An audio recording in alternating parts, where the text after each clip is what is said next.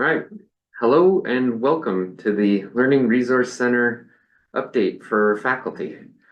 I realize that some of you may not be familiar with that name, the Learning Resource Center. This is our new conglomeration of all the academic support services. So I'm going to give you today just a quick rundown of what we do, what we offer, and what's available to faculty right now. What we're planning to do in the upcoming semester. We have some exciting projects for faculty who are interested. And then at the end, I'll give you a small update on where we are headed in the longer term, bigger picture. And then, of course, finally, I also have a faculty survey that I will put in the notes in the handout. Everything that I go over today, I will put in my handout to go with this video. So if you just want a quick reference guide to what you can get from the Learning Resource Centers, that'll be available to you there. We've also got a quick faculty survey at the end. So if you want to give me feedback about what you hear about or what you are thinking about as possible academic support for your students, we at the Learning Resource Centers want to hear about it. So without further ado, I will share my sheet and you should see the first item that we've got is what you can get or what your students can get as well from the Learning Resource Centers right now, all the way up until end of December, end of exams. So first and foremost, we've got the tutoring services. This is primarily peer tutoring in a wide range of classes delivered by appointment with some walk-in options. Our ability to offer peer services depends heavily on our recruitment of students who have done well in those classes. So if you are interested in having tutors in your classes, or you would like an embedded tutor in your classes, it is imperative that you keep an eye out for students who've done well in your classes and have exhibited the types of leadership skills and study skills that would make them a good tutor. So largely our peer tutoring relies very heavily on faculty recommendation. So if you are interested in that, and I highly recommend it, please keep an eye out for students that you think would be a good fit. Particularly if students are eligible as work studies, we have even more flexibility when hiring them. Not that faculty need to know or ask students whether they're available as a work study or not, but just know that we are on the lookout. So we have these tutoring services. That's for everything that is not math and not English, generally speaking. Now there are a few exceptions, but generally the tutoring services will cover everything that's not math and not English. We then have Math Central Plus, which has professional tutors to tutor students in math, physics, engineering, and computer sciences in those fields to the extent that they are related to mathematics. So often we will have our tutors trained to do the math courses required in those fields of math, physics, engineering, and computer sciences. We have both walk-in hours and appointment hours by appointment for Math Central Plus. So we have a lot of flexibility there. We also have the writing studio, which is professional consultants who can work with students on writing assignments for any subject. So obviously, most of the requests that we get for the writing studio have to do with English classes, and particularly English composition classes, English 111 and English 112. But the writing studio is there to help all students with any written assignments. So if an instructor has any written assignments and you want your students to get help with that, they are more than welcome to come to the writing studio.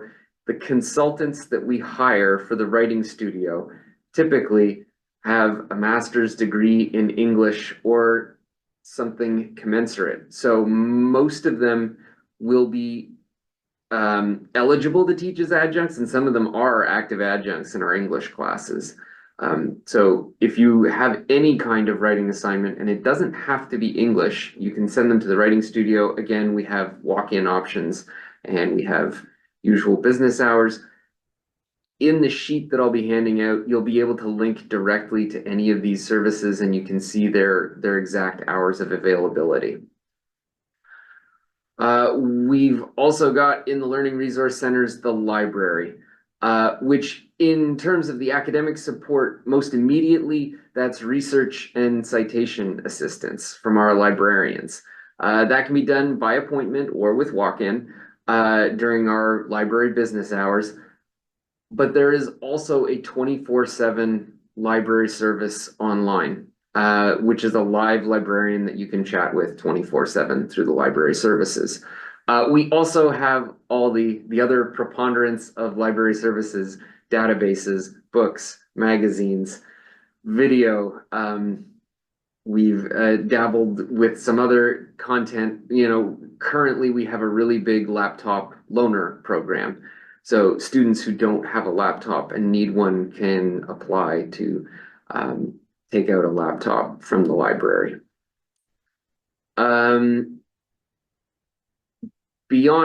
So those four services, tutoring, Math Central, Writing Studio, and library, are our main units.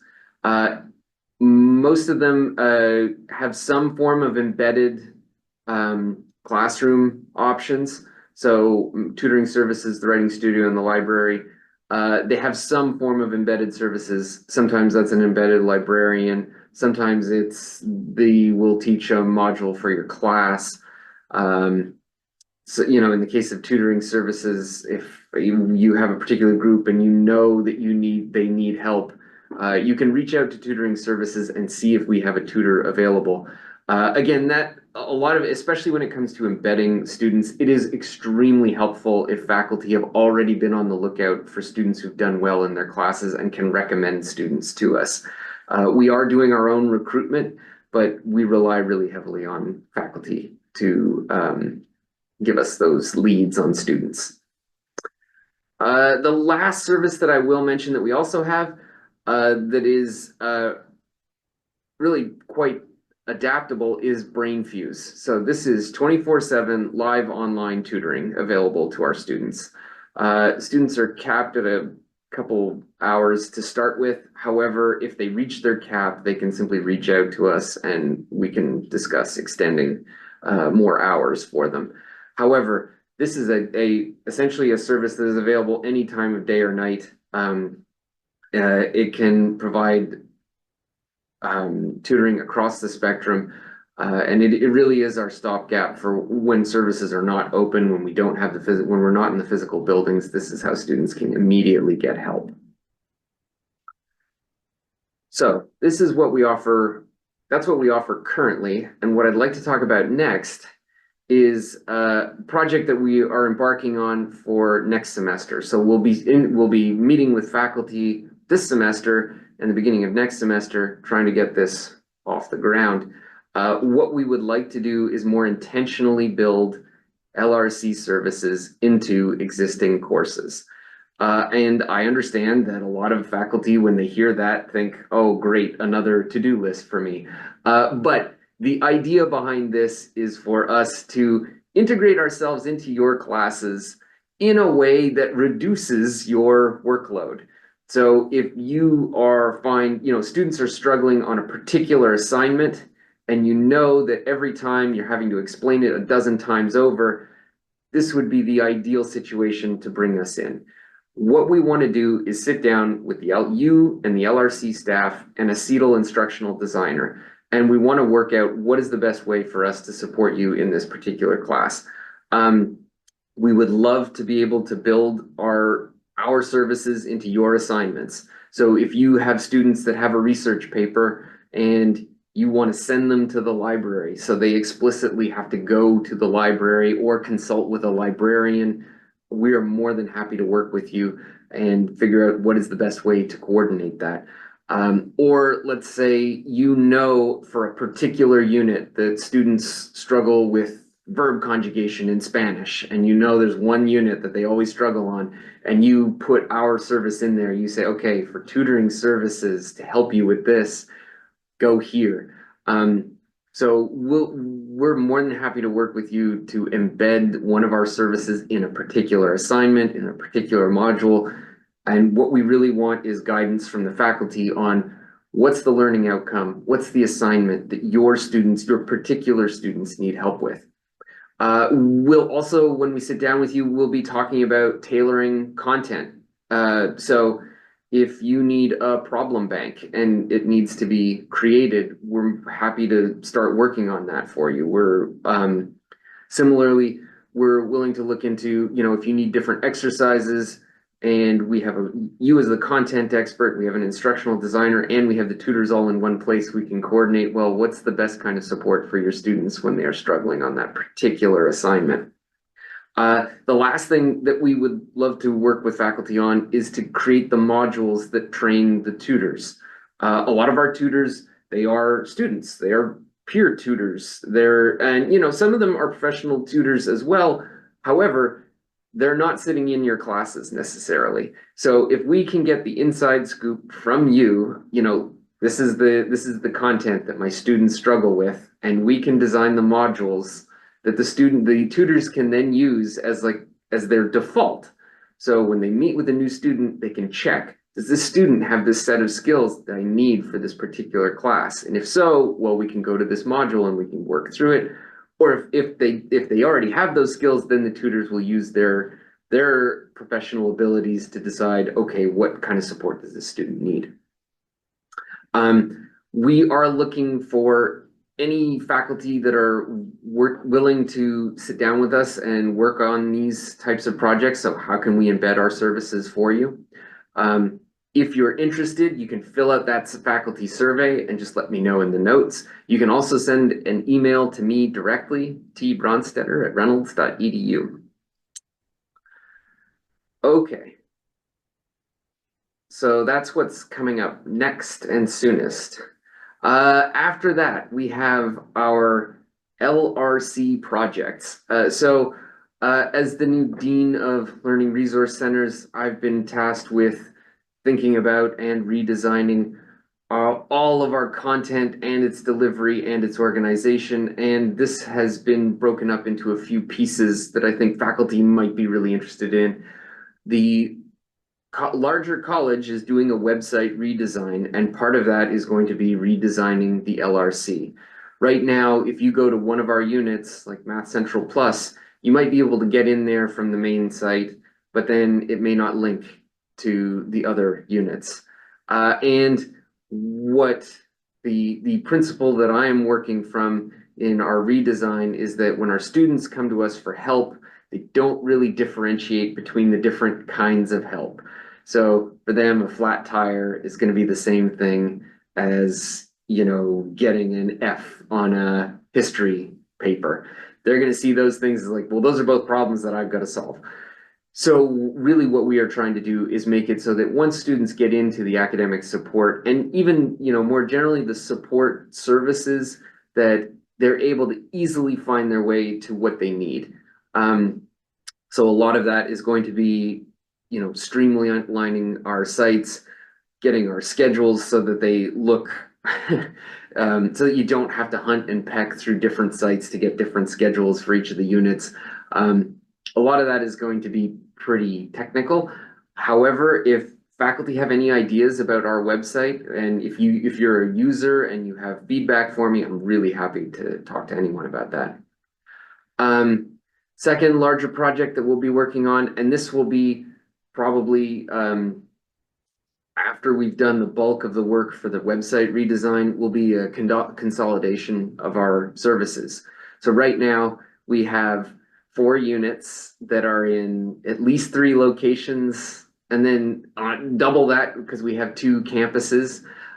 So we right now can be found a little bit everywhere. So, if a student came to us, let's say a student came to us with a paper that they were trying to write, they might immediately go to tutoring services who would say, okay, we can help you with this, but really the writing studio would be best to help you with your writing of your paper, getting it started. And they could go to the writing studio, start working on their paper, and then realize, well, this is a history paper and I need some sources. And what's the difference between a primary source and a secondary source? At which point the writing studio would say, oh, well, for this, you need a librarian. And you can see where I'm going with this. What we want to do is start putting these services all in one place so that if a student needs to move from one to the other, they can do so quickly. So they are in the same room, they're in the same building, that it's obvious where they go and how they get the help that they need for a particular assignment. The last thing in terms of the large projects that I am currently looking into, obviously AI is having all kinds of wide-ranging and unexpected implications across higher education. And a big part of what I've been looking into is how do we plan for that? Do we want to try and integrate AI into our chatbot? Do we want to try housing our own servers? These are all questions that are being asked across the wider college, and I'm hardly the only one looking at these questions. But my thought is, well, look, if these things are happening, how might this affect our tutoring services? I realize that, some instructors are a little bit horrified by what content generation AI can do. They can write a student's paper for them. But also, similarly, if you are trying to generate a bunch of problems, I teach a logic class and I have to generate these proofs. And that can be very time consuming. So if I ask AI, well, create a proof for me that's can be done in 10 lines or less and has 4 variables and uses indirect proof, it will spit something out for me. Now that, in all fairness, it doesn't do the whole thing for me, right? Often it gives me proofs that are faulty and I have to carefully go through them, but it's much faster for me to create these exercises with generative AI. So this would be the kind of thing that the library and tutoring services that we have to be looking into. Because if we have a way that we can generate support materials quickly and tailored for students, without having to wait for someone to go off, research it, come back, that could be a really big tool for us. Okay, moving on to my final section. And for those of you listening in double time, you're almost at the end. I had a couple questions that I would love to talk to faculty about, and you will see me more. Obviously this semester I was spending a lot of time doing research and inventories of existing resources. In the upcoming holiday season and early January, you'll start seeing me a lot more out wherever I can find faculty. We want to hear from faculty. What is it that tutoring services can do to lighten your load? If we know that we know that both of us, both groups, faculty and the LRC, we both want to see student success. And in tutoring services and the Writing Studio, Math Central Plus, and libraries, we know that the more of your time we can free up, the more time you have to work on your classes, on the design, on the research of the content, and then we can be that supplemental group that comes in and says, okay, now we can reinforce those skills. We can do the practice. So a lot of those time-intensive things, those hand-to-hand interactions with students, we can take some of that load off, but we need to work with you to get the right direction. We want to make sure that we're in consultation with the content experts. So some questions that I've thrown out there that I'm more than happy to get your direct responses to. What are you currently doing with the LRC? If there is something with one of these LRCs that you are doing and you think it's working really well, we want to hear about it. We want to think about scaling it up, about extending it to other faculty. We really do want to hear about those positive experiences. If there's something that you think we can improve, we want to hear about that too. So, you know, if you know, oh, my students, they leave my class, they go to the writing studio and it's always closed right after my class. Well, then, you know, that is the sort of data that I need. You know, how many students could we get? You know, what time is this? How would we have to adjust our schedules? And I can't say that we'll always be able to meet your requirements necessarily. We have our own limits and budgets too. But we can't even try if we don't hear about it.